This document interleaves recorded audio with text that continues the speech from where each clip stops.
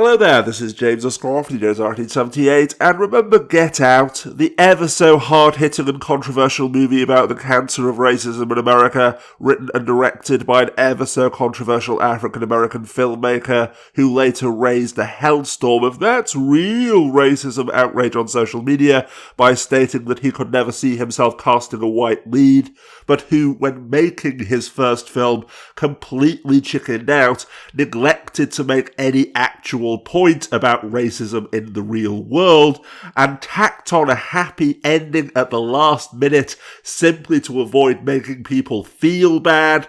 Well, his second film, Us, takes a similarly weak, blunt and pathetic stab at the issue of class in America, or rather pokes at its angles with a switchblade comb, and I've now been commissioned to review that film, but honestly though, what is there to say? Although the first act is far too long, trying and failing spectacularly to build suspense, and we have no idea what's actually going on until the end of the third act, which is basically just an exposition dump that makes the classic mistake of trying to explain everything, and in so doing, only raising further questions. The upshot is that there is a literal underclass of clones and their children living below ground in an abandoned government facility, compelled by some quirk of a necessary plot contrivance to play out what their above-ground counterparts are doing in a sickening parody of real life. But although, while watching the movie, we can be lulled into believing that this is an allegory for the class struggle in the US in particular,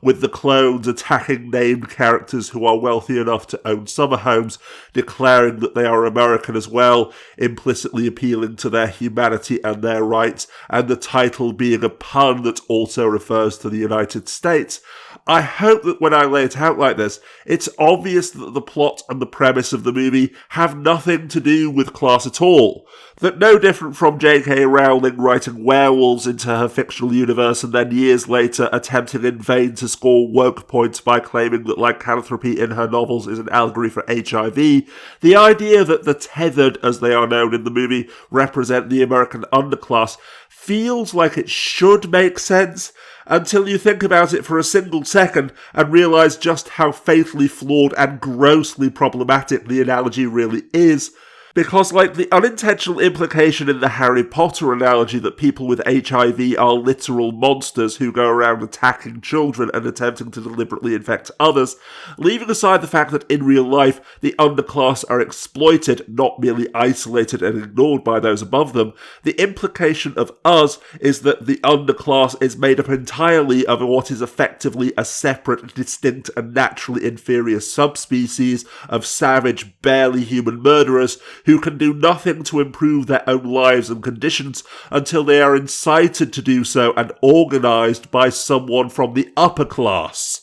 Dude, what the fuck? Which brings me on to the shocking twist at the end of the film that isn't even worth spoiling because, if I'm honest, it not only adds absolutely nothing to the story, but actually undermines whatever point Jordan Peele might have possibly considered vaguely meandering in the direction of making. Because wait, I thought that the actions of the above-grounders, for lack of a better term, compelled the clones, not the other way around. How else would the young son of the protagonist have been able to compel his counterpart Pluto to immolate himself? And that's only the beginning of the plot holes. If this was an abandoned government experiment, why didn't the government simply kill all of the clones?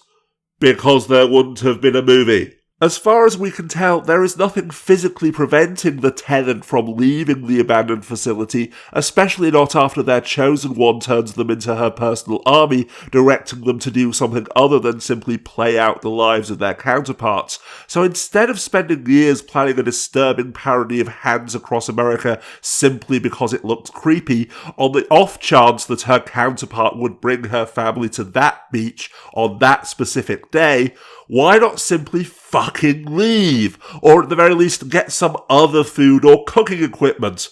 Because there wouldn't have been a movie, or at the very least it wouldn't have looked as cool. Where on earth did the tethered get enough red overalls in the right sizes and enough identical pairs of scissors for everyone in the facility? What, they can go to an office supply warehouse or a clothing warehouse, but they can't get some decent fucking food? If the clones have been down there for generations and been having children through sexual intercourse, how can the children look the same as and be compelled by the actions of their above-ground counterparts? And above all, what in the name of the great holy donkey does dancing have to do with anything beyond the fact that it's yet another thing that makes the movie look better?